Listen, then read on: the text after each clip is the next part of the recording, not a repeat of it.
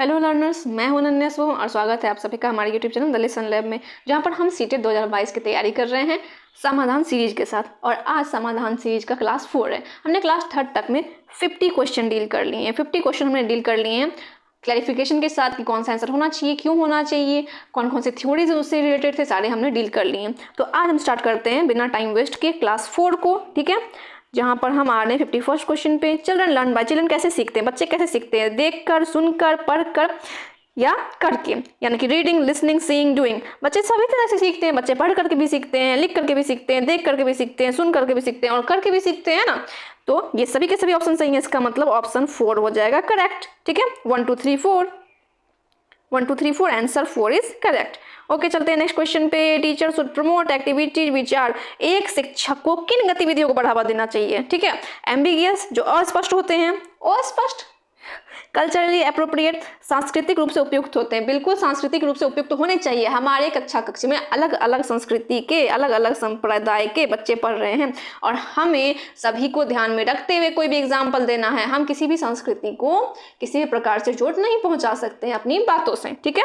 तो बिल्कुल सही बात है ये। फिर भी आगे पढ़ते हैं। एक्सट्रीमली कॉम्प्लेक्स, अत्यंत जटिल, मतलब इतना ही जटिल दे दो कि हम सॉल्व ही ना कर पाए, ऐसा नहीं होना चाहिए। मीनिंगलेस, अर्थहीन, अर्थहीन पढ़ाने का तो कोई मतलब ही नहीं बनता। तो सीधा सीधा आप देख लो कितना अच्छा मतलब इन्होंने ऑप्शन दिया है। जो बच्चा पढ़ के नहीं भी जाएगा ना, उनको भी पता है कि हम कैसे पढ़ाएंगे। तो सांस्कृतिक रूप से उपयुक्त होना चाहिए वो चीज, है ना। मतलब इसका आंसर हो गया 2। चलिए नेक्स्ट क्वेश्चन पे आते हैं। A teacher should design activities which promote, एक शिक्षक को ऐसी गतिविधियों को डिजाइन करना चाहिए जो बढ़ावा दे। किस चीज को बढ़ावा दे? होपलेसनेस, निराशा को बढ़ावा दे। मतलब आप ऐसी पढ़ाई पढ़ाएं जो बच्चे निराश हो जाएं और निराशा को बढ़ावा देते जाएं। आप कैसा मजाक था ये तो गलत हो गया। कन्वर्जेंट थिंकिंग, अभिसारी उत्तर, ठीक है। डाइवर्जेंट थिंकिंग, अब सारे उत्तर। मेयर मेमोराइजेशन, मात्र याद रखना। मेमोराइजेशन जब भी आएगा तो वो क्या हो जाएगा? गलत हो जाएगा। जब भी वो बच्चे को क्या सिर्फ रटने के लिए कहिएगा, बिल्कुल गलत बात है ये तो। चलिए अब बचता मेरे पास 2 चीज, या तो कन्वर्जेंट हो गया तो डाइवर्जेंट हो गया तो अभिसारी हो गया तो अपसारी होगा। अभिसारी क्या होता है? अभिसारी और अपसारी को समझते हैं। देखिए डाइवर्जेंट थिंकिंग क्या होता है? जहां आप ढेर सारे आइडियाज सोच रहे हो, ठीक है। और कन्वर्जेंट थिंकिंग यानी कि अभिसारी, जहां पर आप जो है केवल वो सोच, सिकुड़ता हुआ सोच होता है, ठीक है। आपको पता है कि अच्छा चैप्टर में इतने सारे फैक्ट दिए हुए थे, हम इसी फैक्ट से आंसर दे देंगे, भाई हमें कोई ज्यादा दिमाग नहीं लगाना है। तो वो हो गया कन्वर्जेंट थिंकिंग, ठीक है, जहां पर आप ज्यादा सोच नहीं रहे हैं। लेकिन डाइवर्जेंट थिंकिंग जहां पर आप जो है ना आइडियाज की रचना कर रहे हैं, ठीक है, रचना कर रहे हैं आप आइडियाज की, सोच रहे हैं कि और क्या क्या आइडियाज हो सकते हैं, मैं इस क्वेश्चन में और क्या क्या चीजें लिख सकता हूँ या लिख सकती हूँ, कौन कौन से एक्सपेरिमेंट कर सकते हैं हम लोग। तो क्या है, आइडिया के भरमार होते हैं यहाँ, ठीक है। और ये सोच के सिकुड़ता हुआ, अच्छा ये फैक्ट दिया हुआ, ये फैक्ट दिया हुआ, ये सारे पॉइंट हमें लिखने में, हमें अलग से कोई दिमाग लगाना होगा है नहीं। तो वो होता है कन्वर्जेंट थिंकिंग। और जहां हम दिशाओं में सोचते हैं, ठीक है, डाइवर्जेंट यानी कि दिशा, ठीक है, दिशाओं में सोचते हैं, तो वो हो जाता है डाइवर्जेंट थिंकिंग यानी कि अपसारी चिंतन। अरे आप मतलब इसको बस हिंदी से समझिए ना। कन्वर्जेंट को कहते हैं अभिसारी और डाइवर्जेंट को कहते हैं अपसारी। तो हम क्या करेंगे, जिंदगी में हमें ऊपर जाना है भाई, अपसारी जाना है, अप, ठीक है, अप, इसको ध्यान रखिए, हमें ऊपर जाना है, नीचे नहीं आना है। तो इसीलिए हमें डाइवर्जेंट थिंकिंग को बढ़ावा देना होगा। किस थिंकिंग को बढ़ावा देना होगा? डाइवर्जेंट थिंकिंग को। चलिए अब आते हैं नेक्स्ट क्वेश्चन पे। According to contemporary theorist, learning is primarily a dash activity, समकालीन सिद्धांतकारों के अनुसार सीखना मुख्य रूप से कौन सी गतिविधि है? समकालीन सिद्धांतकार कौन से होते हैं? जो कि 20th सेंचुरी के सिद्धांतकार हैं, उनको कहा जाता है समकालीन सिद्धांतकार। तो वो क्या कहेंगे कि सीखना कैसी गतिविधि? मैकेनिकल है यानी कि यांत्रिक है। आप एक यंत्र है जिसमें कि जैसे कि मोबाइल में डाटा भर दिया जाता है और मोबाइल उसी डाटा के हिसाब से काम करता है, वही है आप। या फिर बिहेवियरिस्टिक, व्यवहारवादी हैं। या फिर निष्क्रिय, पैसिव, पैसिव है, ठीक है, मतलब आपका कोई क्रिया है ही नहीं उसमें, बस ये भी वही हो गया, मैकेनिकल हो गया। आपके दिमाग में इतना भर दिया गया, बस उतना ही करोगे, ऐसा होता है क्या? या फिर सोशल है, सामाजिक है, सामाजिक ही होगा, ठीक है। आप जानते हैं कि जब स्टार्टिंग से ही हम जो है व्यवहारवाद को छोड़ते हुए आगे बढ़ रहे हैं और ये कह रहे हैं कि हम समाज में रह के सीखते हैं, तो आपको क्या लगता है 20th सेंचुरी के सिद्धांतकार ये कहेंगे कि हम मैकेनिकल हो चुके हैं, हम यांत्रिक हो चुके हैं या फिर व्यवहारवादी हो चुके हैं? बिल्कुल नहीं, हम सोशल है। लर्निंग जो है, अधिगम जो है सोशल है, हम समाज में रहकर सीखते हैं, ठीक है। तो कंटेम्प्रेरी थ्योरिस्ट क्या कहेंगे कि सीखना मुख्य रूप से कैसी गतिविधि है? तो सामाजिक गतिविधि है, ठीक है। आते हैं नेक्स्ट क्वेश्चन पे। It is important to dash the misconceptions among students, छात्रों के बीच गलत धारणा, ठीक है, गलत धारणाओं को डैश करना महत्वपूर्ण है। क्या करना महत्वपूर्ण है? क्रिएट करना, यानी कि निर्मित करेंगे आप। मतलब कि बच्चे अगर कहते हैं कि धरती पृथ्वी जो है स्क्वायर है, तो आप बोलेंगे हाँ स्क्वायर ही है, रहने देते हैं, जो बच्चा सोच लिया वो इसी को सोचने देते हैं। ऐसा करना है? बिल्कुल नहीं करना है। तो क्रिएट तो नहीं कर सकते। फिर आइडेंटिफाई, पहचानेंगे कि क्या है, क्या मिसकंसेप्शन है, क्या उसके दिमाग में किसी चीज के प्रति कौन सी गलत धारणा बनी हुई है, ये करेंगे, पहचानेंगे। या फिर इग्नोर कर देंगे कि भाई तुमको जो पता है, हमें क्या मतलब है भाई, हमें थोड़ी सा भी बच्चों पे ध्यान देना, जाने देते हैं। ऐसा करना है क्या? बिल्कुल नहीं, हमें सभी बच्चों पे ध्यान देना और उसको इग्नोर नहीं करना। हमें समझना है कि उनके दिमाग में ये मिसकंसेप्शन कैसे बनी, क्यों बनी, उसको कैसे ठीक करना है ना। उसके बाद है प्रमोट करना है, कि आप प्रमोट करेंगे कि अगर वो बोलेगा कि धरती जो है ये स्क्वायर है, तो आप कहेंगे नहीं नहीं ट्रायंगल भी है, ठीक है। मतलब अपने आप भी नए नए उसको भ्रांतियां देते जाएंगे। ऐसा करना है? बिल्कुल नहीं। तो हम क्या करेंगे? आइडेंटिफाई करेंगे, पहचानेंगे कि आखिर गलत धारणा है क्या उसके दिमाग में, उसको कैसे दूर किया जा सकता है। और दूर करने के लिए पहले जानना भी तो होगा कि है क्या, इसीलिए हम क्या करेंगे? आइडेंटिफाई करेंगे, पहचानेंगे। अब आते हैं नेक्स्ट क्वेश्चन पे। नेक्स्ट क्वेश्चन है फियर अमंग स्टूडेंट्स। बच्चों में डर, छात्रों में डर क्या करता है? इंप्रूव लर्निंग सिग्निफिकेंटली, सीखने में काफी सुधार करता है। मतलब अगर बच्चा डरा हुआ है, सहमा हुआ है, तो बहुत ही अच्छे से वो सीखेगा। ऐसा कभी आपने देखा है? बच्चे तो मार खाते खाते ऐसे हो जाते हैं कि अब तो मुझे मार लगना ही है, अब डर ही खत्म हो गया, बहुत कुछ दिनों के बाद ऐसे हो जाते हैं बच्चे। तो ऐसा तो है नहीं कि वो सीखने में मदद करेगा, या फिर बच्चे सीखते ही नहीं, वो डरे ही रहते हैं, ठीक है। डर कहीं से ये जो है सीखने को जो है इंप्रूव तो करता नहीं है। इस डिटर्मिनल टू लर्निंग, सीखने के लिए हानिकारक है, बिल्कुल हानिकारक है डर। बच्चे जब डर जाते हैं किसी शिक्षक से, जब बच्चे डरते हैं तो उनसे क्वेश्चन नहीं पूछना चाहते हैं वो, कि पता नहीं सर क्या करेंगे, मैम क्या करेंगी, मारेंगी, पीटेंगी, डांटेंगे, इसलिए वो क्वेश्चन ही नहीं पूछते हैं। अगर कुछ नहीं समझ में आया तो छोड़ देते हैं, नहीं समझ में आया, नहीं समझ में आया, देखा जाएगा। फिर इज एसेंशियल टू लर्निंग, सीखने के लिए आवश्यक है। कौन कहता है भाई कि डर के सीखना आवश्यक है? डर के तो कुछ याद भी नहीं होता ढंग से। अगर हम अच्छे से फ्री माइंड से किसी चीज को सीखते हैं, समझते हैं, तो अच्छे से समझ पाते हैं। अब डरे हुए डर में कौन सा याद आता है? Does not have any impact on learning, सीखने पर कोई प्रभाव नहीं पड़ता है। बिल्कुल प्रभाव पड़ता है। जैसा कि मैंने आपको कहा कि बच्चा अगर डंडे से डरा हुआ है तो फिर वो पढ़ेगा नहीं, ठीक है, या फिर क्वेश्चन पूछेगा नहीं। तो कौन सा आंसर सही बनता है, बचता है बस एक, ऑप्शन 2 इज डिटर्मिनल टू लर्निंग, सीखने के लिए हानिकारक है। डर जो है सीखने के लिए हानिकारक है।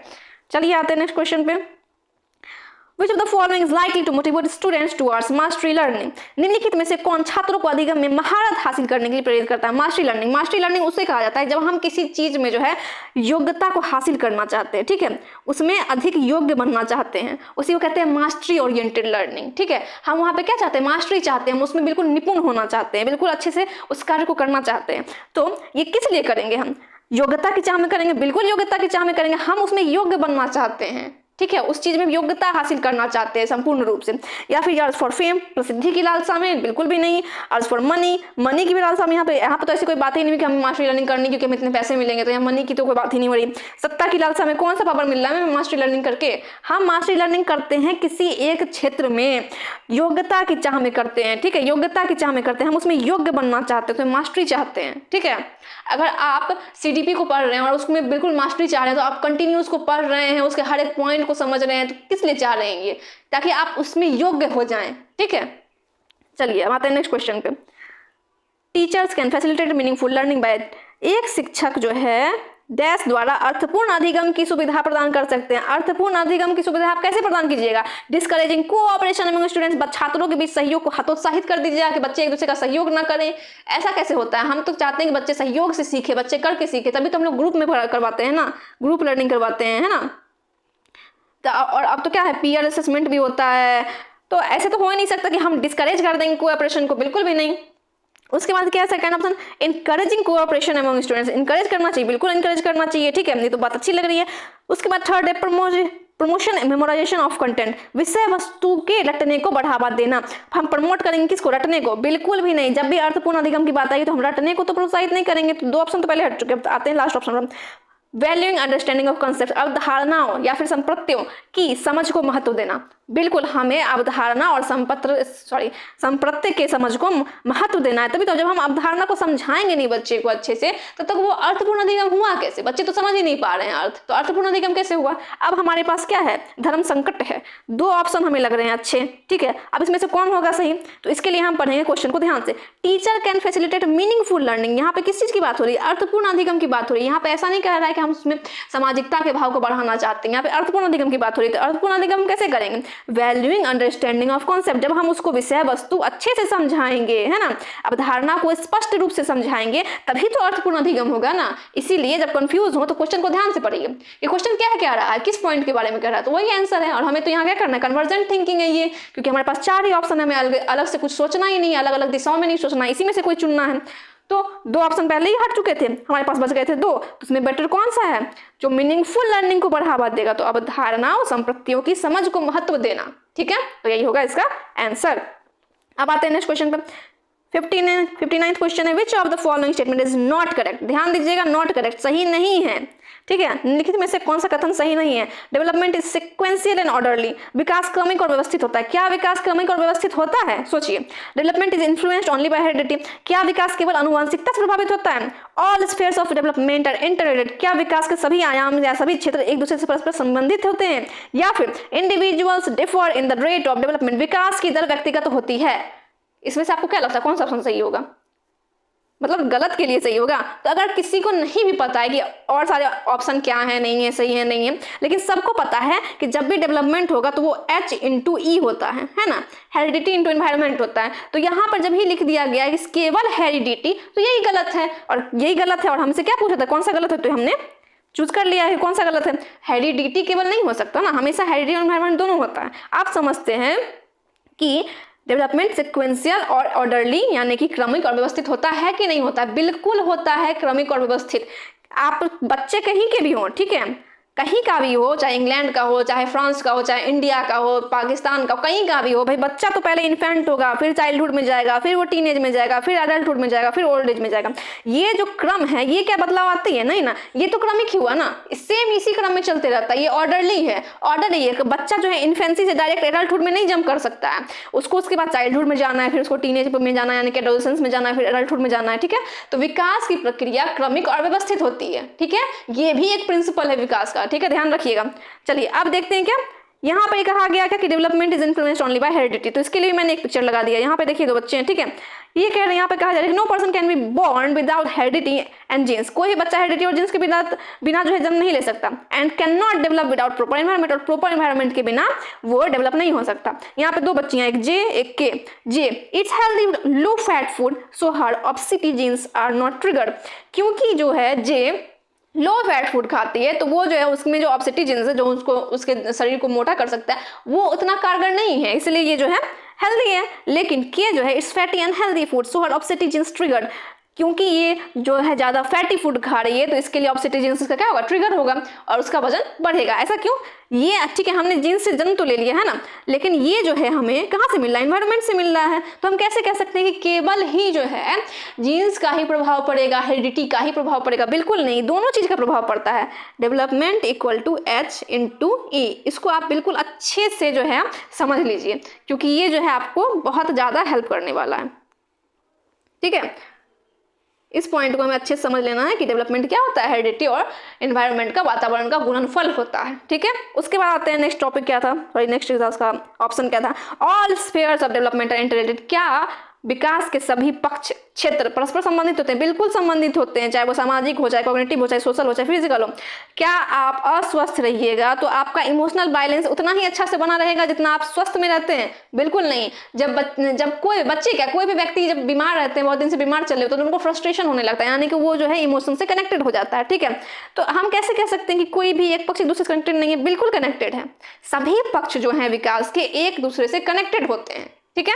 चलिए लास्ट ऑप्शन क्या है, विकास की दर व्यक्तिगत होती है। अब देखिए विकास जो है, डेवलपमेंट जो है सिक्वेंशियल है, ऑर्डरली है और ये सेम है हर जगह, लेकिन व्यक्तिगत दर जो होती है विकास की वो अलग अलग होती है। कुछ बच्चे जो हैं चलना सीख लेते हैं केवल 2 साल में, कुछ बच्चे 1 साल में ही चलने लगते हैं, 1.5 साल में ही चलने लगते हैं, ठीक है। कुछ बच्चे जो हैं 1.5-2 साल में बहुत ज़्यादा बोलने लगते हैं, कुछ बच्चे 3 साल तक भी जो है बहुत कम बात कर पाते हैं। तो ये क्या दर अलग है, ठीक है। बच्चा जो है पहले घुड़कना शुरू करेगा, फिर खड़ा होना शुरू करेगा, फिर चलना शुरू करेगा, ठीक है, ये सीक्वेंस सेम है, लेकिन दर अलग होता है। क्यों दर अलग होता है कि हर बच्चा जो है अपने अपने दर के हिसाब से, सभी बच्चे एक समान दर से नहीं बढ़ते हैं, ठीक है।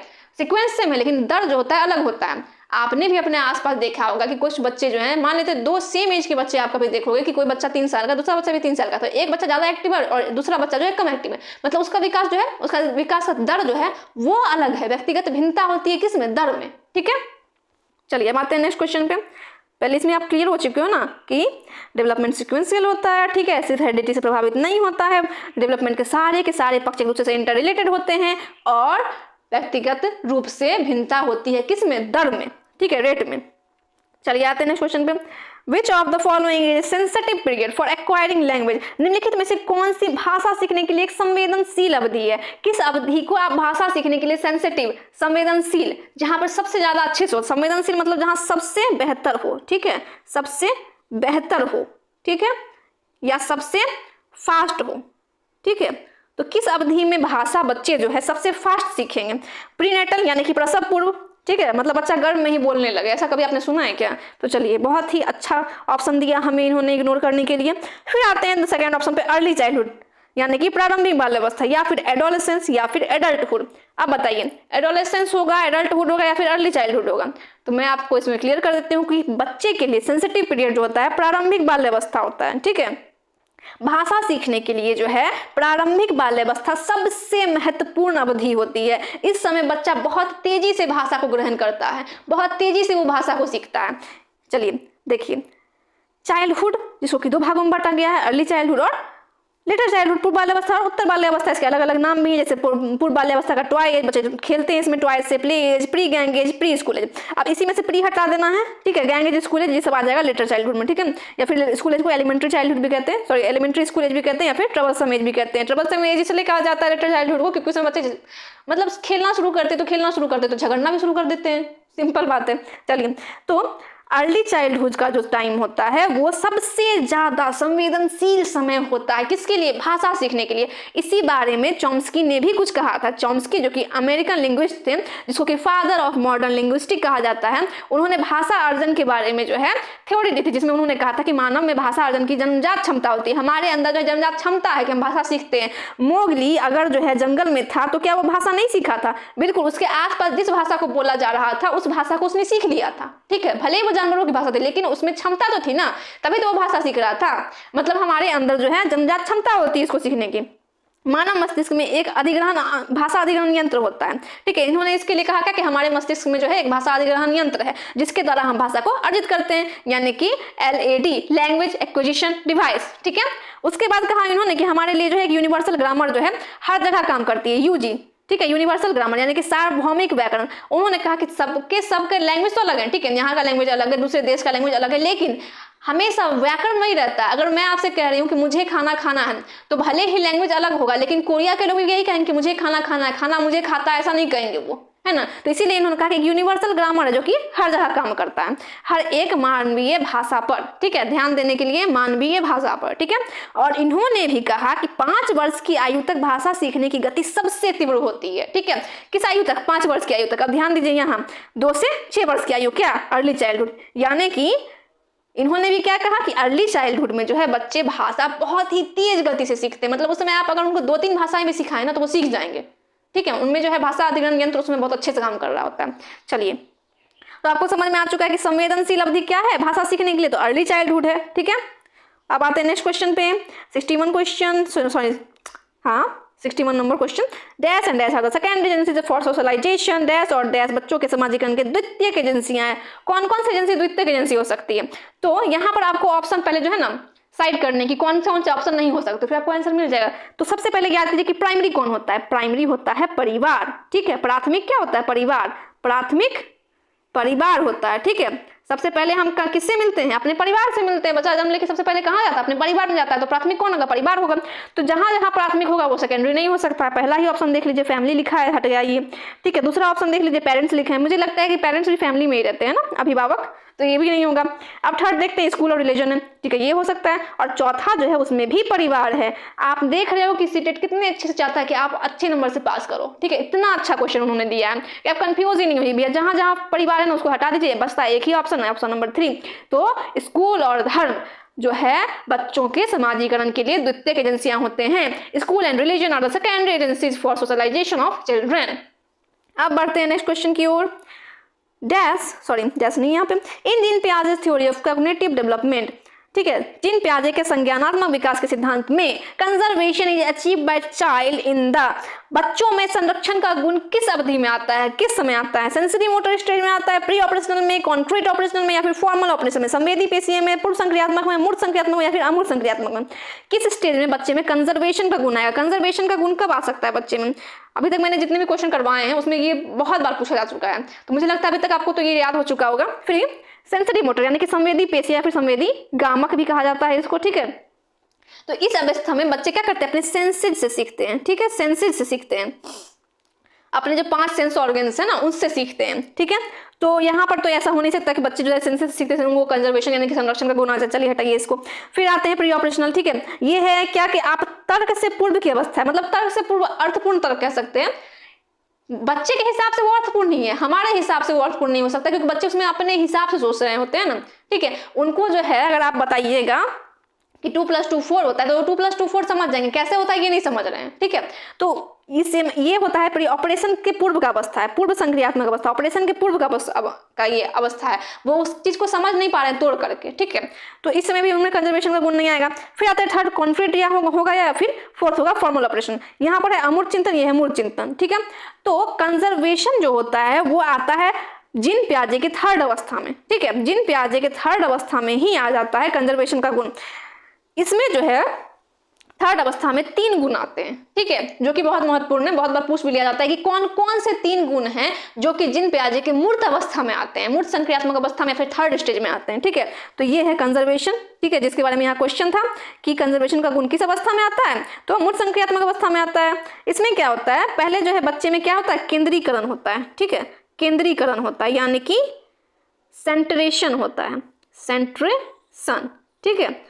बच्चे जो है किसी एक ही बिंदु पर सोच पाते हैं, ठीक है, बच्चे किसी एक ही बिंदु पे सोच पाते हैं। अगर आप उनको 2 पेन दीजिएगा, ठीक है, तो या तो वो समझ पाएंगे कि हाँ ये 2 पेन ही है, आप उसको बोलिए कि ये बॉल पेन है, ये जेल पेन है, ये उसको नहीं समझ में आ रहा है कि वो बॉल पेन है या जेल पेन है, उसके हिसाब से वो सिर्फ पेन है, दोनों को दोनों पेन है, मतलब वो सिर्फ एक ही बिंदु पे ध्यान देता है। उसी के लिए जब उसके सामने 2 गिलास रखे जाते हैं, ठीक है, एक लंबा गिलास है और एक छोटा गिलास है, देख रहे हो आप, एक लंबा गिलास एक छोटा गिलास, और ये जो है गिलास, इससे ही जो है दोनों में पानी दिया गया है, ठीक है, दोनों में पानी दिया गया। लेकिन जब बच्चे से पूछा जाता है कि किस गिलास में पानी ज्यादा होगा, तो वो क्या करता है, इस वाले गिलास को चूज करता है जो लंबी है, क्योंकि उसके हिसाब से उसके केंद्र में ये बात है कि जो चीज बड़ी है, जो चीज ज्यादा लंबी है, उसमें जो है क्वांटिटी ज्यादा होगी, ठीक है। वो इस बात पे ध्यान नहीं दे रहा है कि जो है दोनों में सेम ही मात्रा में पानी दिया गया है, इस बात पे भी वो ध्यान नहीं दे पा रहा है, क्योंकि उसका जो है उसमें दिमाग में सेंट्रेशन है, ठीक है, वो एक ही बिंदु पे ध्यान दे पाता है। तब वो कहता है कि इस गिलास में पानी ज्यादा है, ठीक है। लेकिन जब ये चीज खत्म हो जाता है ना और उसको समझ में आ जाता है कि दोनों में पानी जो है बराबर की मात्रा में है, क्योंकि आपने इसी गिलास से तो दोनों में पानी डाला है, बराबर पानी डाला है, तो इसीलिए बीकर जो है चेंज भी हो जाता है, फिर भी पानी का मात्रा सेम रहेगा। तो ये जब समझ में आता है तो उसी को कहते हैं कंजर्वेशन, संरक्षण का गुण, ठीक है। तो इससे आपको क्या समझ में आया, केंद्रीकरण एक गुण होता है, ये कब रहेगा, केंद्रीकरण गुण रहता है पूर्व संक्रियात्मक अवस्था में। सिंपल समझ लेना कि जब कंजर्वेशन मूर्त संक्रियात्मक में आ रहा है तो केंद्रीकरण कब रहेगा, उससे पहले रहेगा, उससे पहले कौन सी अवस्था है, तो पूर्व संक्रियात्मक अवस्था है, ठीक है। तो मूर्त संक्रियात्मक अवस्था में बच्चे में कंजर्वेशन का गुण आता है, संरक्षण का गुण आता है, साथ ही साथ उसमें क्लासिफिकेशन और सीरिएशन का भी गुण आता है। क्लासिफिकेशन क्या कि जो बच्चा जो है जब वो क्लासिफाई कर पाता है, अगर उसके पास आप जो है 5 तरह के शेप रख देते हो, जैसे ये सर्कल है, स्क्वायर है, रेक्टेंगल है, ठीक है, आप उसको बोलिए क्लासिफाई करने के लिए कि सबको एक अलग अलग करके रखना है, तो वो अलग अलग करके रखेगा, सारे सर्कल को एक साथ रख लेगा, सारे स्क्वायर को एक साथ रख लेगा, सारे रेक्टेंगल को एक साथ रख लेगा। अब उसको क्लासिफाई करना आ चुका है, वर्गीकरण करना आ चुका है, क्या आ चुका है, वर्गीकरण करना आ चुका है, ठीक है। अब उसको वर्ग में वो बांट करके अलग अलग कर सकता है। उसके बाद तीसरा गुण है सीरिएशन, ठीक है, क्रमबद्धता, क्रमबद्धता, क्रम में लगाने का गुण, ठीक है, किसी चीज को एक क्रम में लगाना, या तो बढ़ते क्रम में या तो घटते क्रम में, ठीक है, किसी चीज को क्रम में लगाने का गुण भी बच्चे में आ जाता है। कब, मूर्त संक्रियात्मक अवस्था में। देखो ये पत्ते क्या है, क्रम में लगे हुए हैं, पहले छोटा फिर उससे बड़ा, फिर छोटा उससे बड़ा, फिर उससे बड़ा, है ना। तो ये गुण भी बच्चे में कब आता है, मूर्त संक्रियात्मक अवस्था में। तो याद रखना है कि बच्चे में मूर्त संक्रियात्मक अवस्था में 3 जो सबसे महत्वपूर्ण गुण आते हैं, वो है क्लासिफिकेशन, कंजर्वेशन और सीरिएशन, ठीक है, संरक्षण, वर्गीकरण और क्रमबद्धता, ठीक है। तो इसका आंसर हो जाएगा ऑप्शन नंबर 3, ठीक है, मूर्त संक्रियात्मक अवस्था में बच्चे में संरक्षण का गुण आ जाता है। उसके बाद आते हैं for children who are in concrete operational stage, फिर से कॉन्क्रीट ऑपरेशनल स्टेज यानी कि थर्ड स्टेज किसका, पियाजे का, ठीक है, पियाजे का। For children who are in concrete operational stage teacher should not, उन बच्चों के लिए जो मूर्त संक्रियात्मक अवस्था है शिक्षक को नहीं करना चाहिए, क्या नहीं करना चाहिए उन बच्चों के साथ जो कि मूर्त संक्रियात्मक अवस्था में, ठीक है, मूर्त संक्रियात्मक अवस्था का एज क्या है, 7 से 11 वर्ष की आयु, ठीक है।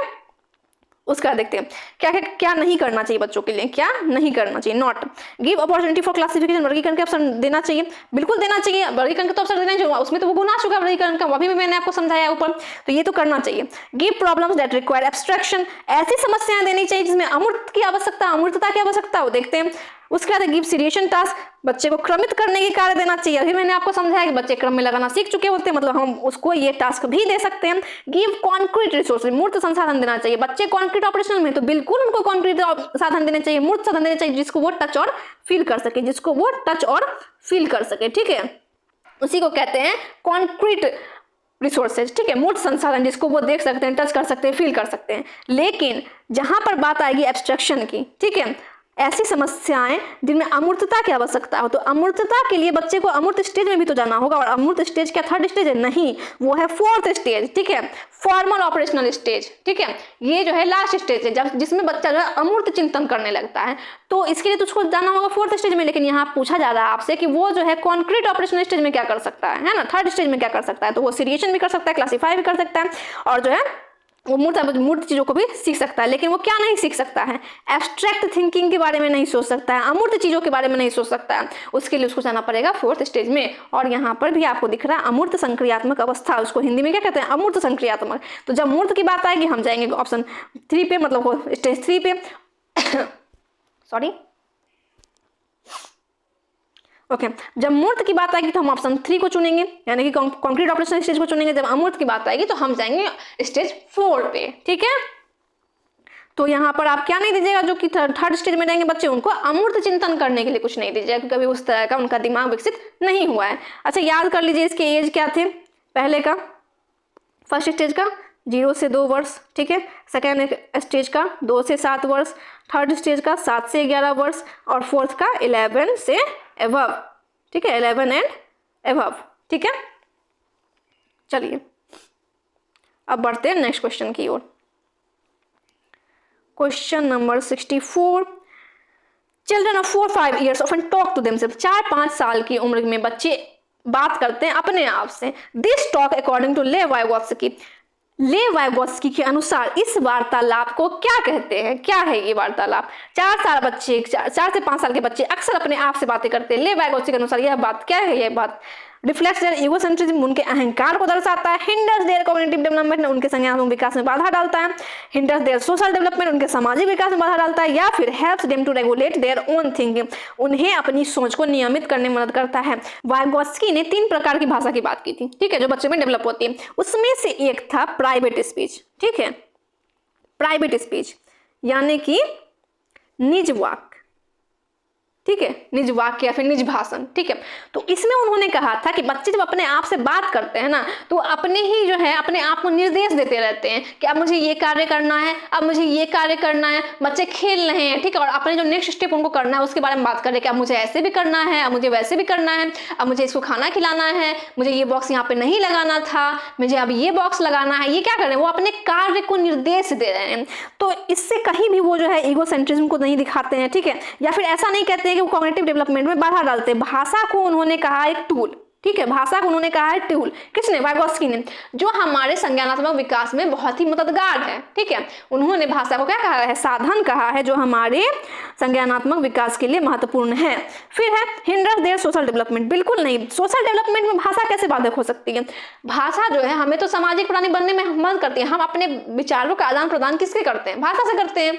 तो ये कैसे सोशल डेवलपमेंट में हिंडर करेगी, तो ये भी नहीं होगा। Helps them to regulate their own thinking, उन्हें अपने सोच को नियमित करने में मदद करती है। बिल्कुल, वो अपने आप को निर्देश दे रहे होते हैं, अपने थिंकिंग प्रोसेस को निर्देश दे रहे हैं, ठीक है, कि अब मुझे ये करना है, अब मुझे ऐसे करना है, मुझे ये नहीं करना था। ये क्या कि वो अपने ही कार्य को निर्देश देते रहते हैं, ठीक है, जिससे कि वो अपने कार्य को रेगुलेट करते हैं। तो बिल्कुल क्या सही हो जाएगा कि उन्हें अपनी सोच को नियमित करने में मदद करता है। कौन, उनका प्राइवेट स्पीच, ठीक है। 4 से 5 साल के बच्चे जो अपने आप से बात करते हैं वो उनके कार्य को रेगुलेट करने में मदद करता है, ठीक है।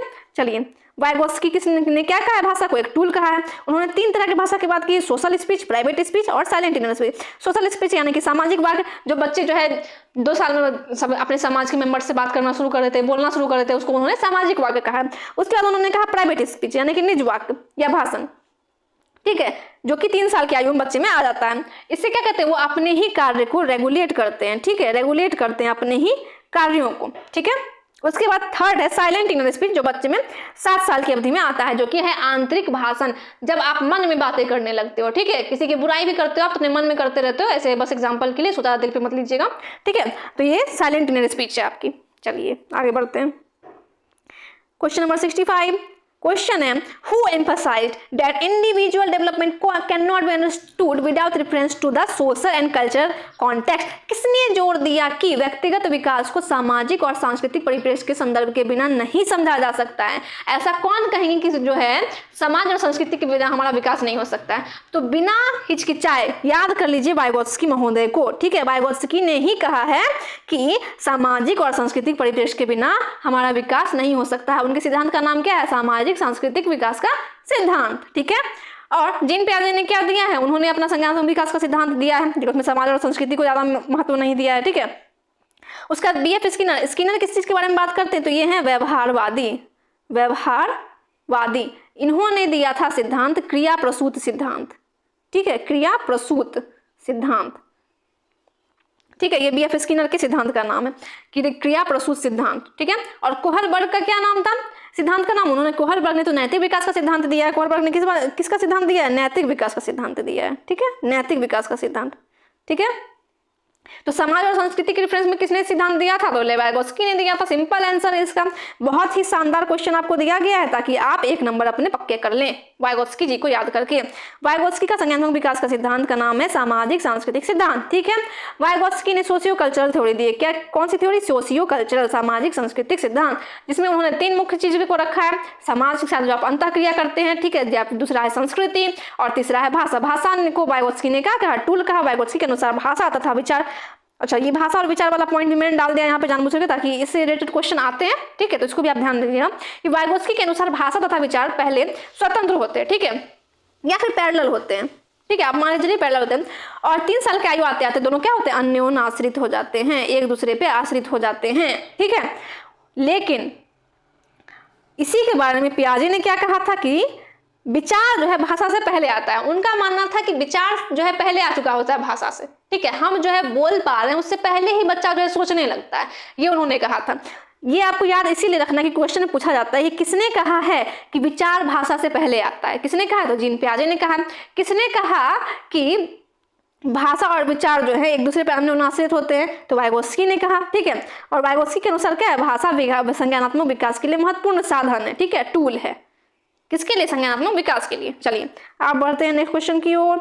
Eight which stage of Lawrence Kohlberg's moral development do individuals argue that only society not individuals can determine what is right. Lawrence Kohlberg के नैतिक विकास के किस चरण में, ठीक है, आप यहाँ ध्यान दीजिएगा, यहाँ पे स्टेज लिखा हुआ है, ठीक है, यहाँ लेवल की बात नहीं हो रही, स्टेज की बात हो रही है। लेवल कितने थे, लेवल है 3, स्टेज कितने हैं, स्टेज हैं 6। तो कभी कभी क्या होता है ना, यहाँ पे लेवल लिखा हो या फिर स्टेज लिखा हो, नीचे चलन ही लिख देते हैं या फिर स्तर ही लिख देते हैं हिंदी के ऑप्शन में। तो उसमें आपको ध्यान देना है कि ऊपर इंग्लिश के में क्या लिखा हुआ है, क्योंकि हमेशा सीटेट हो या फिर कोई भी एग्जाम हो जो कि ऑनलाइन होता है उस पर लिखा होता है कि जो इंग्लिश में लिखा गया ना तो हम उसको सही मानेंगे, ठीक है। तो आप इंग्लिश वाले पोर्शन को यहाँ पर स्टेज और लेवल में अंतर करने के लिए जरूर चेक कर ले। वहाँ पर लिखा किस चीज के बारे में गया, लेवल के बारे में पूछ रहे हैं फिर स्टेज के बारे में पूछ रहे हैं, ठीक है। तो यहाँ पूछा जा रहा है स्टेज के बारे में कि at which stage of Lawrence Kohlberg's moral development do individuals argue that only social not individuals can determine what is right. Lawrence Kohlberg के नैतिक विकास के किस चरण में बारे में लोग तर्क देते हैं कि समाज नहीं बल्कि व्यक्ति तय कर सकते हैं कि क्या सही है और क्या नहीं, ठीक है। किस चरण में व्यक्ति इस तरह का सोच डेवलप कर लेगा कि उसको समझ में आ जाए कि जरूरी नहीं है कि समाज में जो नैतिकता चली आ रही है, जो नियम कानून चले आ रही हैं, उस पे ही हमको जो है फॉलो करना है, हम उसे बदल नहीं सकते हैं। ये सोच उसमें कब खत्म हो जाती है, ठीक है, ये सोच खत्म हो जाती है। अब उसको समझ में आने लगा कि अगर कोई चीज जो है हमारे लिए सही नहीं है तो हम उसमें बदलाव ला सकते हैं। तो आपको याद होगा 3 लेवल था, ठीक है, उसमें क्या होता है फर्स्ट लेवल में, जो कि है नैतिकता से पूर्व की अवस्था, जिसमें बच्चे को जो है बाहरी नैतिकता जो आप बच्चे को सिखाते हैं उसमें वो डिपेंडेंट रहता है, ठीक है। तो उसमें क्या कहता है, बच्चे को उसमें डर लगता है कि आगे आपका पालन करना है हमें, या फिर हमें जो है अगर हम आगे का पालन नहीं करेंगे तो हमें दंड मिलेगी, इस तरह की बात उसमें रहती है। मतलब उसको उस समय तक ये नहीं समझ में आया कि हमें इस चीज़ के बारे में ऐसा नहीं भी करना है, जरूरी नहीं है कि जो बोला जा रहा है वो सही है गलत है, इस तरह का कोई भी उसमें उस समय तर्क करने का क्षमता नहीं आया हुआ रहता है पहले लेवल में। सेकेंड लेवल में क्या होता है कि उनको लगता है कि अब जो नियम कानून चलता आ रहा है ना, नियम कानून जो चलते आ रहे हैं उसको ही हमको फॉलो करना है, तभी हम सामाजिक व्यवस्था को बनाए रखेंगे। और लेकिन थर्ड लेवल जो होता है, उस थर्ड लेवल में ही व्यक्ति इतना समझदार हो जाता है कि उसको समझ में आने लगता है कि हम जो है पूर्व निर्मित जो नियम कानून है उसमें बदलाव कर सकते हैं। बदलाव करने की क्षमता किस लेवल में आती है, थर्ड लेवल में। तो अब हमें यहाँ पर ढूंढना है कि कौन सा स्टेज जो है लेवल थर्ड का है, ठीक है। ये मैंने आपको इतना भाषण इसलिए दिया ताकि आप इस चीज से जो है ऑप्शन को यहाँ पर छांटना कैसे वो आप बस सीख जाइए कि अब आपको केवल उसको ढूंढना है जो कि लेवल 3 में हो, ठीक है। पहला ऑबिडियंस एंड पनिशमेंट, ये तो लेवल 1 में ही आ जाता है तो ये होगा नहीं। फिर good boy good girl orientation, ये लेवल 2nd में आ जाता है तो ये भी नहीं होगा। Authority and social order maintaining orientation, आप ध्यान दीजिए यहाँ मेंटेनिंग लिखा हुआ है, यहाँ कॉन्ट्रैक्ट नहीं लिखा हुआ है।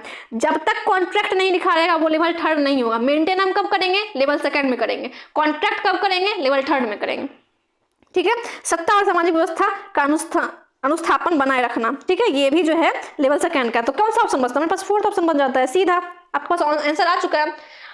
यूनिवर्सल एथिकल प्रिंसिपल ओरिएंटेशन, सार्वभौमिक नैतिक सिद्धांत अभिविन्यास, ये है सबसे लास्ट स्टेज। चलिए तो किस स्टेज में आपको पता चल जाएगा कि आप जो है बदलाव कर भी सकते हैं, तो 4th स्टेज में, सॉरी 6th स्टेज में पता चल जाएगा, यूनिवर्सल एथिकल प्रिंसिपल ओरिएंटेशन में।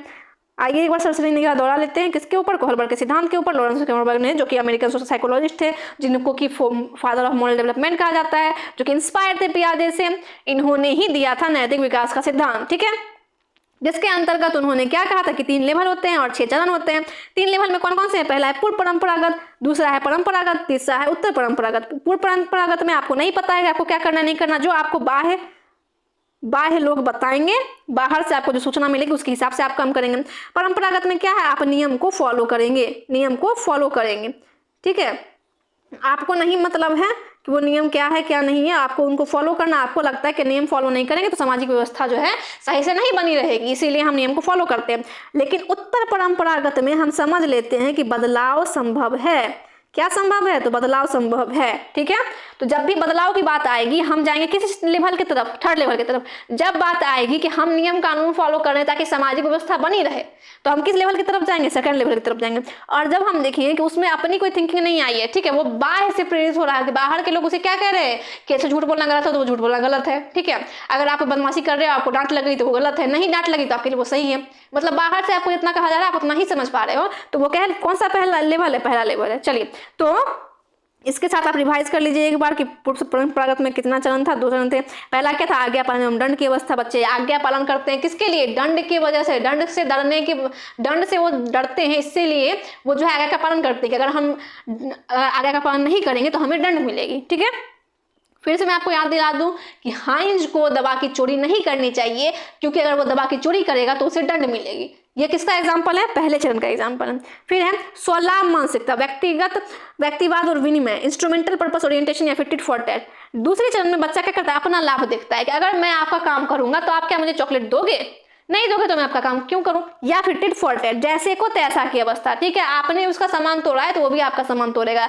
इस स्टेज में आप देखते हो अगर आप बच्चे को मारोगे ना तो वो भी उलट के आपको मारेगा अपने छोटे छोटे नन्हे हाथों से। खैर चलिए दूसरा है परंपरागत स्टेज, ठीक है, जिसमें कि सॉरी लेवल, ये है लेवल और ये है स्टेज।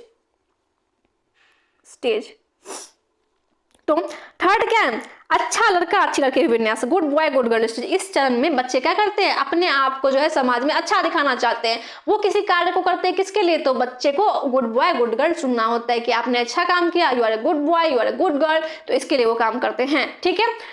चौथा चरण क्या है, सामाजिक व्यवस्था बनाए रखने की अवस्था। आप जो है अब बच्चे क्या करेंगे कि वहां पर किसी भी कानून को वो फॉलो करेंगे, ठीक है। किस लिए, तो वो कानून अगर नहीं फॉलो करते तो समाज की व्यवस्था बिगड़ जाएगी, समाज की व्यवस्था ना बिगड़े इसके लिए वो कानून को फॉलो करेंगे, ठीक है। हाइंज को चोरी नहीं करनी चाहिए क्योंकि ये सामाजिक व्यवस्था के खिलाफ है, चोरी जो है गलत बात है, किस लिए, सामाजिक व्यवस्था के लिए। तब ये क्या आएगा, 4th चरण आ जाएगा, अब आ गए हम उत्तर परंपरागत में, और यहाँ ध्यान दीजिए, फिर से मैं आपको याद दिलाती हूँ, यहाँ पे मेंटेन करेंगे हम, यहाँ पर इंग्लिश पे आप ध्यान दीजिएगा तो बहुत ही ईजी हो जाएगा आपके लिए समझना, क्योंकि ये बहुत ज़्यादा कंफ्यूज करता है ये स्टेज। फोर्थ स्टेज और फिफ्थ स्टेज में बहुत ज़्यादा कंफ्यूजन होती है, क्योंकि यहाँ पे सोशल दोनों में आ जाता है, सामाजिक। लेकिन यहाँ पर याद रखिए कि चौथे चरण में आप मेंटेन करेंगे, ठीक है, बनाने की कोशिश करेंगे, उसके लिए आप नियम कानून फॉलो करेंगे। लेकिन जब आप पांचवें चरण में आते हैं तो आप उत्तर परंपरागत अवस्था में आ चुके हैं, यहाँ पर आपकी खुद की परंपरा का निर्माण हो चुका है। अब आप समझ रहे हैं कि अगर ये नियम सही नहीं है तो हम इसमें बदलाव ला सकते हैं। इसीलिए यहाँ पर हम क्या करेंगे, कॉन्ट्रैक्ट करेंगे, सामाजिक अनुबंधन और व्यक्तिगत अधिकार, व्यक्ति का भी अपना अधिकार है, उस हिसाब से वो कार्य कर सकता है, ये आपको समझ में आने लगेगा। और लास्ट चरण है हमारे पास सार्वभौमिक नैतिकता का चरण, जहां पर कि अगर आपको पता है कि ये चीज सही है, ठीक है, तो आप उसी को फॉलो करेंगे, चाहे उसके लिए कुछ भी करना पड़े, ठीक है, कुछ भी करना पड़े, अगर आपको जान भी देनी पड़े या फिर आपको पूरी दुनिया से भी लड़ना पड़े तब भी आप लड़ेंगे। सती प्रथा गलत है, इसे मुझे खत्म करना है, ठीक है, तो इसके लिए आप समाज से लड़ रहे हो, पता है कि ये मेरे लिए भी हानिकारक हो सकता है। हम अगर समाज से किसी चीज के लिए लड़ेंगे तो समाज हमारा एक तरह से जो है ना वो विरोध करेगा, और हमें पूरे समाज से लड़ना है, लेकिन फिर भी अपनी चिंता किए बगैर हम किस लिए लड़ रहे हैं, सही के लिए लड़ रहे हैं, जो हमें लग रहा है, ठीक है, यूनिवर्सल एथिकल प्रिंसिपल की अवस्था हो गई वो।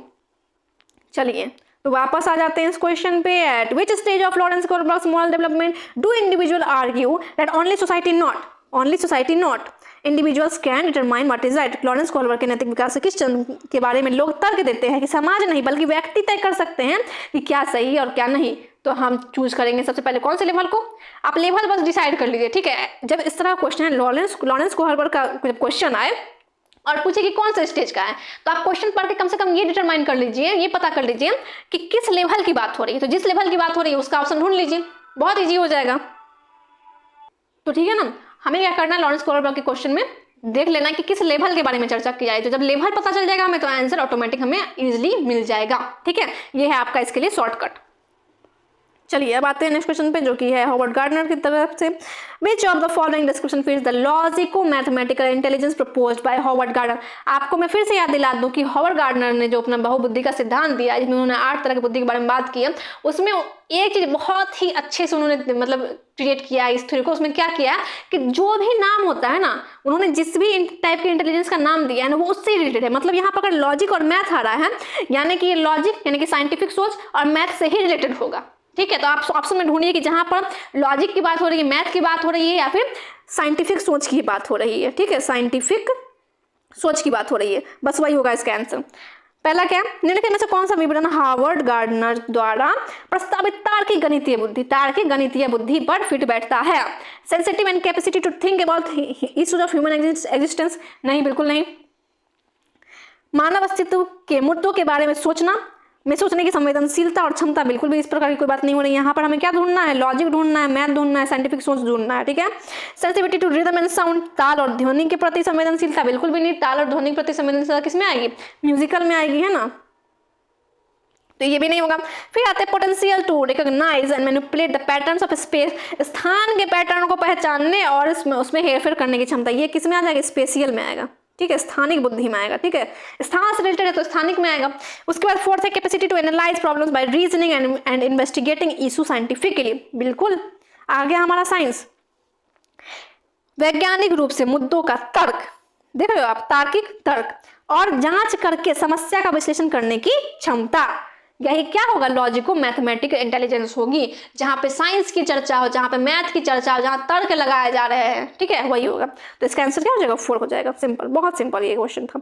चलिए इसको मैं आप सरसरी निगाह दोहरा लेते हैं हम लोग मिलकर, किस पे, हॉवर्ड गार्डनर की थ्योरी पे, जिसमें उन्होंने कितने बुद्धि के बारे में बात की, 8 बुद्धि के बारे में, ठीक है। पहला है भाषाई बुद्धि, जो किससे रिलेटेड होगा, भाषा से, बिल्कुल ध्यान रखना है, भाषाई बुद्धि तो भाषा से होगा। तार्किक गणितीय है तो किससे होगा, लॉजिक से होगा, साइंटिफिक सोच से होगा, ठीक है, मैथ से होगा। स्थानिक यानी कि स्पेशियल, स्थान से होगा कि आप जो है स्थान के बारे में नॉलेज रखते हैं कि किस स्थान पर कैसे रख सकते हैं आप सामान। देखो यहाँ पर जैसे ये डिजाइन कर रहे हैं, कहाँ पर कौन सा सामान कहाँ रखा जा सकता है अच्छे से। उसके बाद क्या मतलब उसको स्पेशल नॉलेज होता है। इसके लिए यहाँ पे ऑप्शन भी दिया हुआ है मैंने, सॉरी एग्जांपल भी दिया हुआ है, पेंटर, इंटीरियर डिजाइनर, पायलट, ठीक है, इन सबको भी स्पेशल इंटेलिजेंस बहुत अच्छा होता है इनमें। शारीरिक गतिशील, बॉडीली काइनेस्थेटिक, जो कि अपने शरीर के गति को नियंत्रित रख सकते हैं, जैसे कि स्पोर्ट्स पर्सन, सर्जन या डांसर।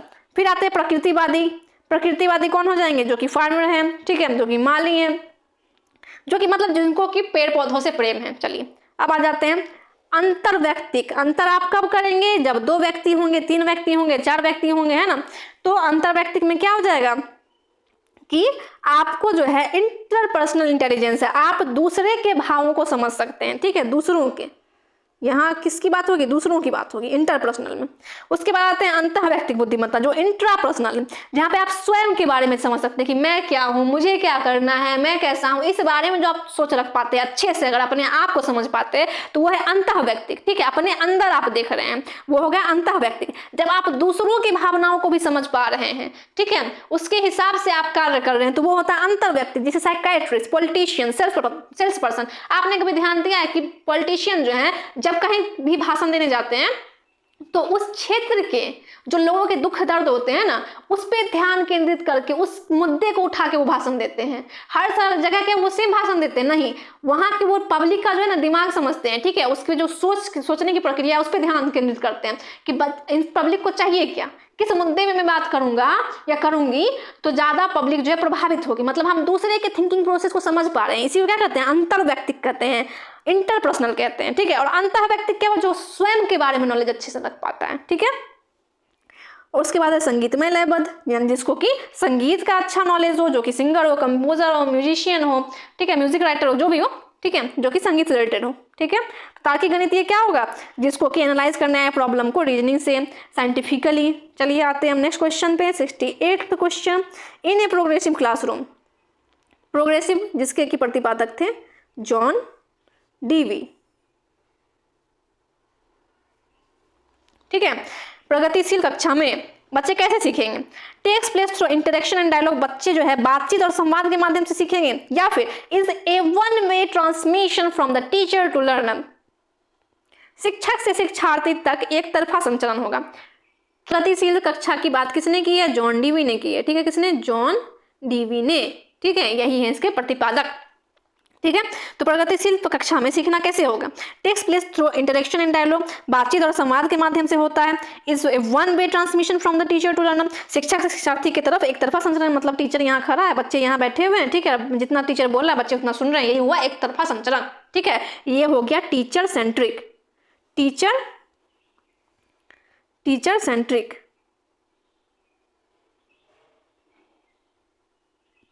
ठीक है, जहां पर टीचर सेंटर में है। उसके बाद है निष्क्रिय अधिग्रहण के माध्यम से, takes place through passive reception, ये भी हो गया टीचर सेंट्रिक, ठीक है, जहां पर कि बच्चा निष्क्रिय है, निष्क्रिय अधिग्रहण के माध्यम से, बस टीचर यहाँ से पढ़ा रहे हैं, बच्चा सुन रहा है, जितना टीचर बता रहा है उतना ही वो पढ़ना है, उसको उतना ही समझना, उसमें अपना उसका कोई भूमिका नहीं है, ये भी टीचर सेंट्रिक हो चुका है। फिर is the responsibility of the learners only and teachers do not have any role, केवल शिक्षार्थियों की जिम्मेदारी है और शिक्षकों की कोई भूमिका ही नहीं है। ये तो कोई मतलब बात ही नहीं होती है भाई, ऐसा कैसे हो सकता है कि टीचर का कोई रोल ही नहीं हो?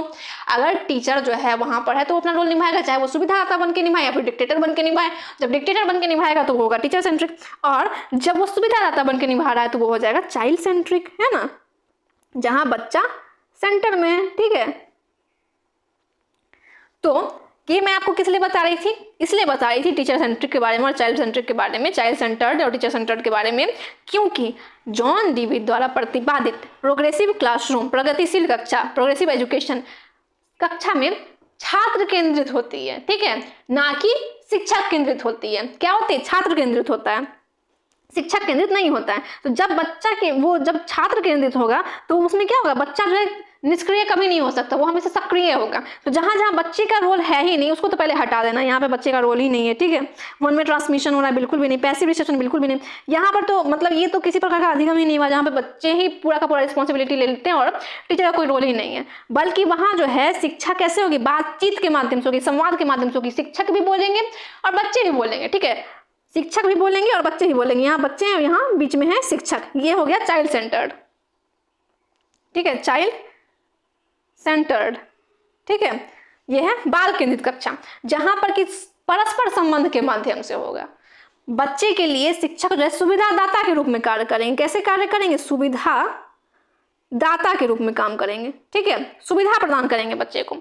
लेकिन जब भी सुविधा प्रदान करेंगे तभी तो उनका रोल बिल्कुल मतलब शिक्षक का भी रोल पैसिव तो हो नहीं जाएगा, निष्क्रिय तो नहीं हो जाएगा, उनका भी रोल तो सक्रिय ही है। तो जहां पर जो है प्रोग्रेसिव क्लासरूम की बात हो, जहां पर कि चाइल्ड सेंटर्ड क्लासरूम की बात हो, इंक्लूसिव एजुकेशन की बात हो, ठीक है, वहां पर हमें क्या करना है, ध्यान देना है कि वहां पर इंटरेक्शन होगा, डायलॉग होगा, दोनों के दोनों शिक्षक और बच्चे दोनों के मध्य जो है परस्पर संबंध होगा, ठीक है, दोनों के मध्य क्या होगा, परस्पर संबंध होगा और इससे ही अधिगम होगा। यानी कि इन ए प्रोग्रेसिव क्लासरूम, एक प्रगतिशील कक्षा में बातचीत और संवाद के माध्यम से जो है सीखना अधिगम होगा, ठीक है। तो अब हम आते हैं हमारे सेकंड लास्ट क्वेश्चन पे, जिसमें कि क्वेश्चन है एनईपी के बारे में, ठीक है, एनईपी 2020 के बारे में। तो in the context of language national education policy 2020 emphasises on, भाषाओं के संदर्भ में राष्ट्रीय शिक्षा नीति 2020 निम्नलिखित पर बल देती है। किस पर बल देगी राष्ट्रीय शिक्षा नीति 2020?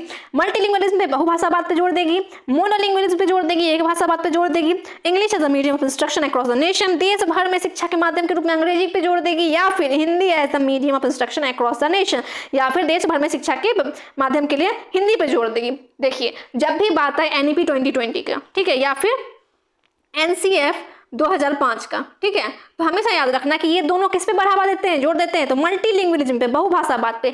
ये हमारे देश में जो विभिन्न प्रकार की भाषाएं बोले जाते हैं ना, उस पर जो है उसको एक तरह से रिसोर्स मानते हैं, ठीक है, कि इससे क्या होता है कि व्यक्ति में, बच्चे में शुरू से ही एक से ज्यादा भाषा सीखने का गुण आता है। वो केवल एक ही भाषा को नहीं सीखता है, वो अलग अलग भाषाओं को भी ग्रहण कर पाता है। तो इसीलिए बहुभाषिकता, बहुभाषावाद पे जोर देते हैं। कौन? एनसीएफ 2005 हो या फिर एनईपी 2020 हो, ठीक है, वो किस चीज पे बढ़ावा देंगे? तो मल्टीलिंगुअलिज्म पे, बहुभाषावाद पे। कोई भी देश ऐसा कुछ भी, हमारा देश ऐसा कुछ भी नहीं कहता है कि सिर्फ इंग्लिश में ही पढ़ाना है, बिल्कुल भी नहीं, सिर्फ हिंदी में ही पढ़ाना है, ऐसा भी नहीं है, सिर्फ एक भाषा पे ध्यान देना है, ऐसा भी नहीं है। जब हमारा देश जो है बहुभाषिक देश है, ठीक है, तो केवल एक ही भाषा में हम कैसे पढ़ सकते हैं? तो ऐसा संभव ही नहीं है। तो पहले बच्चे को पढ़ने के लिए कोई एक भाषा सीखनी होगी, पहले वो भाषा सीखेगा तभी तो वो दूसरे कुछ सीख पाएगा ना, ऐसा नहीं है। हम मल्टीलिंगुअलिज्म पे, बहुभाषावाद पे जोर देते हैं, बहुभाषिकता को क्या मानते हैं? रिसोर्स मानते हैं, ठीक है।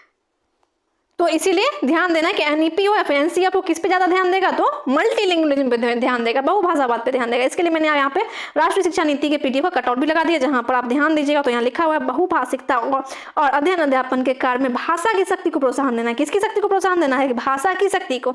और किसको? तो बहुभाषिकता को, बहुभाषिकता को प्रोत्साहन देने की बात की गई है, ठीक है। अब आते हैं हमारे लास्ट क्वेश्चन पे। The purpose of assessment is to, मूल्यांकन का उद्देश्य क्या है? ठीक है, यहाँ पे ध्यान दीजिए, यहाँ पे असेसमेंट लिखा हुआ है, इसका हिंदी आकलन होना चाहिए था, लेकिन यहाँ पर क्या लिखा हुआ है? मूल्यांकन लिखा हुआ है। तो इंग्लिश के पार्ट को ध्यान से पढ़ लीजिए। चलिए, include fear of failure in the learners, शिक्षार्थी में असफलता का भय उत्पन्न करना, चाहे वो मूल्यांकन हो, ठीक है, या फिर आकलन हो, कोई भी बच्चे में जो है, शिक्षार्थी में असफलता का भय उत्पन्न करने के लिए नहीं होता। असफलता का भय उत्पन्न करने के लिए हम बच्चे का कोई भी जो है टेस्ट या फिर एग्जाम नहीं लेते हैं। Same the child for poor performance, खराब प्रदर्शन के लिए बच्चे को लज्जित करना, मतलब आप क्या करेंगे? बच्चे को कम नंबर आया तो क्लास के बीच में खड़े कर दें और बोलेंगे कि तुमने बिल्कुल भी नहीं पढ़ा भाई, अब तुम्हें शर्म से मर जाना चाहिए, या फिर तुमने शर्मिंदा कर दिया हमें और अपने आप को क्योंकि तुम्हारे कम नंबर आए। आप खुद सोच के देखिए, ठीक है, बच्चे को हटाइए, आप खुद सोच के देखिए, उसे आप खुद हैं, तो क्या आपको अच्छा लगेगा कि आपने कोई काम गलत कर दिया तो आपको पूरे के पूरे समाज के सामने, पूरे के पूरे परिवार के सामने बेइज्जत कर दिया जाए, आपको शर्मिंदा कर दिया जाए? बिल्कुल गलत बात है, ठीक है। तो ये हमारे लिए था बहुत ही अच्छा ऑप्शन जिसको कि हम कर सकते थे रिजेक्ट, ठीक है। Compare performance of learners with each other, देखिए मतलब चाहता है सीटेट कि हम अच्छे नंबर लाएं। ये क्या कह रहा है कि हम असेसमेंट इसलिए करते हैं कि बच्चे को हम क्या करना है? कंपेयर करना है। क्यों करना है हमें कंपेयर? हम असेसमेंट करते हैं यह जानने के लिए कि कहाँ गैप है, ठीक है, कहाँ जो है पढ़ाई में गैप रह गया है, कहाँ जो है बच्चे को सीखने में परेशानी हो रही है, समस्या आ रही है, और हम उस समस्या का निदान करेंगे। इसीलिए हम करते हैं आकलन, असेसमेंट, ठीक है। Figure out ways to support the learners in the learning process, बिल्कुल सही बात कि हमें जानना है कि बच्चे को जो है किस प्रकार से हम सहायता देंगे, तब जो है बच्चे की शिक्षण प्रक्रिया और अच्छी हो पाएगी। सीखने की प्रक्रिया में शिक्षार्थी की सहायता करने के तरीकों का पता लगाना, ठीक है, इसके लिए ही हम करते हैं आकलन। अब आप सोच के देखिए कि आपने कभी आकलन के बारे में पढ़ा ही नहीं है, लेकिन आपको इतना तो पता है कि बच्चे को आप फेल करने के लिए नहीं पढ़ाएंगे, ठीक है, या आकलन करेंगे उसका, या फिर उसको लज्जित करने के लिए नहीं करेंगे, या फिर उसका कंपेयर करने के लिए नहीं करेंगे। तो ऑप्शन कौन सा बचता है? फोर्थ, और हमें आंसर मिल जाता है, ठीक है। कॉमन सेंस लगाना है, बस सोचिए कि क्या आपके साथ ये होगा तो अच्छा लगेगा? नहीं लगेगा। अगर आप बच्चे होते आपको इस तरह से बिहेव किया जाता आपके साथ कि जब पास और फेल के डर से आपको पढ़ना है, या फिर आपको एग्जाम इसलिए लिया जाता है कि आपको फेल घोषित कर दिया जाए, पास घोषित कर दिया जाए, ऐसा हमारे साथ भी होता नहीं अच्छा लगेगा। तो बस जो जो ऐसा ऑप्शन हो उसको काट देना है, तो बच जाएगा हमारे पास सही ऑप्शन, और वो हो जाएगा हमारे लिए 1 नंबर का साधन, टूल, ठीक है। तो द पर्पस ऑफ असेसमेंट क्या है? Figure out ways to support the learners in the learning process. सीखने की प्रक्रिया में शिक्षार्थियों की सहायता करने के तरीकों का पता लगाना। हम पता करेंगे कि उसमें समस्या है क्या, फिर उसके लिए हम क्या करेंगे, सहायता प्रदान करेंगे ताकि उसकी शिक्षण प्रक्रिया अच्छी हो सके। यही है असेसमेंट। ठीक है, किस लिए होता है असेसमेंट? फीडबैक देने के लिए होता है। ठीक है, किस लिए होता है? फीडबैक देने के लिए होता है, प्रतिपुष्टि देने के लिए होता है। चलिए, तो इसके साथ आज का क्लास होता है एंड, समाप्त। तो हमने अब कर लिए हैं 70 क्वेश्चन डील। ठीक है, क्लास 4 के साथ हमने 70 क्वेश्चन डील कर लिए। और आपको मैं बता दूं अच्छे से कि ये सभी के सभी क्वेश्चन जो हमने डील किए हैं, इसका PDF आपको मिल जाएगा हमारी वेबसाइट पे। और हमारे वेबसाइट का लिंक कहाँ है? हमारे डिस्क्रिप्शन में। ठीक है, तो हमारे डिस्क्रिप्शन में जब आप देखिएगा तो हमारे वेबसाइट का लिंक होगा, जहाँ से आप आज का और इससे पहले के क्लासों का PDF डाउनलोड कर सकते हैं और उसको फिर से रिवाइज कर सकते हैं। ठीक है, तो आज से क्लास हम करते हैं एंड। ठीक है, थैंक यू और मिलते हैं हमारे नेक्स्ट वीडियो में।